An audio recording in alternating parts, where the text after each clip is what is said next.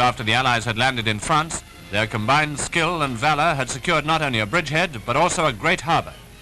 While the Second Army was at close grips with Rommel's main force near Caen, the Americans were winning a great victory in the Cherbourg Peninsula.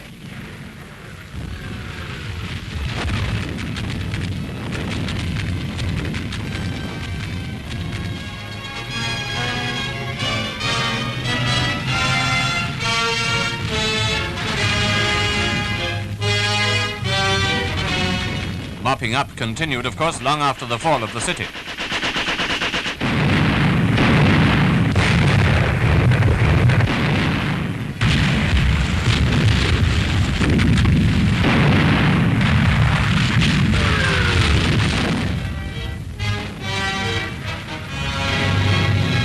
The handing over of the city to the French was indeed a historic moment.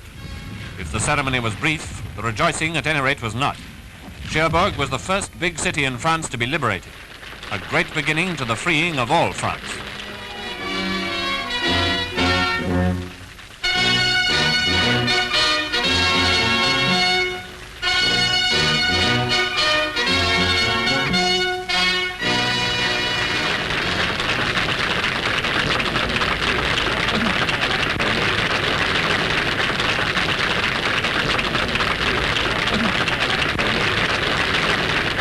Even after the hand, there was a great deal of work to be done in and around Cherbourg. There were prisoners to be rounded up, for one thing. They were the remnants of 4 divisions, and every day the count increased by thousands. Already there were tens of thousands behind the wire or safely shipped across the channel, and still more kept coming in.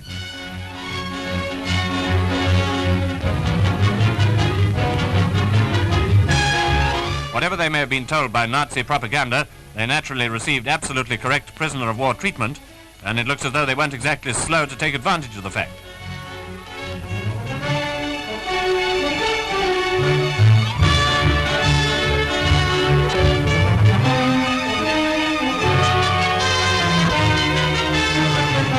And so, through the streets of the city they once believed they could hold indefinitely, they were led away into captivity.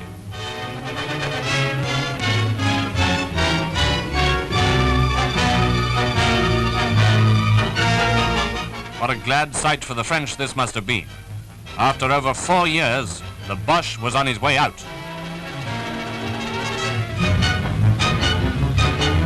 The sight that met the prisoners' gaze on the beaches apparently amazed many of them. As they were marched on board the landing craft for their cross-channel trip, they caught just a glimpse of the power of the Allied invasion. Obviously, the fall of Cherbourg didn't immediately free that port for the landing of supplies. Meanwhile, however, landings on the beaches had been going forward unceasingly. Although we were far from helped by the weather, our build-up had been magnificent.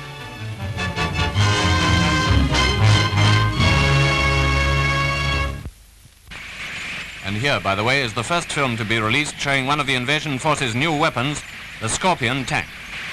Invented by a South African, it's a land minesweeper, a tank with an absolute flail of chains revolving at high speed, which lash the ground ahead, exploding mines and clearing a lane of safety.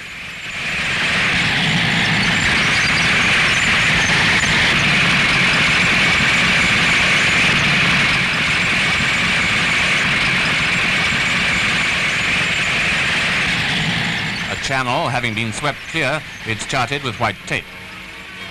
Even before the end of mopping up in Cherbourg, the Second Army under Lieutenant General Sir Miles Dempsey had moved into new positions for its advance in the Caen sector. This picture of the general, taken earlier, has now been released. General Dempsey commands an army of United Kingdom and Canadian troops. Some of them veterans with great battle experience, others now in action for the first time. But all were veterans in the sense that they had years of service behind them. All were superbly trained and equipped. Beyond Tilly, into open country in the direction of Evresis, outflanking Caen to the southwest, these men of the Second Army advanced. General Dempsey is reported to have said that this was as good a place in which to kill Germans as anywhere else. That, in fact, is exactly what they have been doing. Infantry and armor drove a deep wedge into Rommel's position, drawing more of the enemy's reserves against them, beating off counterattacks, retaining the initiative.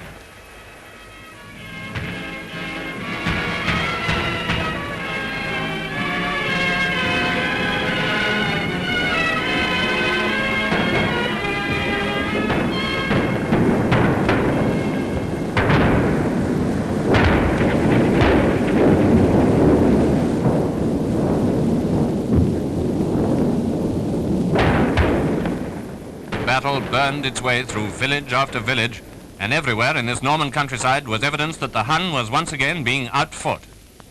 German tanks, the famous Tigers and Panthers, littered the lanes.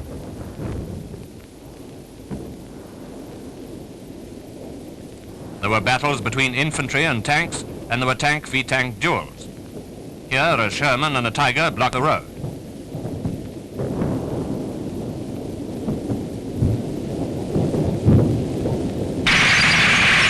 Here, a Tiger, captured intact, is driven off in triumph by our own men. Now action had developed into a battle among the small country lanes, the hedges and fields and farms. For our veterans of the Desert Campaign, a totally new kind of battle. For our veterans who'd been working and training for 4 years in Britain, it was their battle training turned into reality. For all of them, it has been and still is grim and tough. That goes without saying. Here in Britain, we all know how magnificently the Second Army is fighting. Subjected as some of us are to the harassing fire of flying bombs, we can still only faintly visualize the conditions of the great battle now proceeding in France. These pictures are a sketch of incidents in that battle. They tell a story of war in the villages and the woods, of war against ambush, infiltration, and sniping.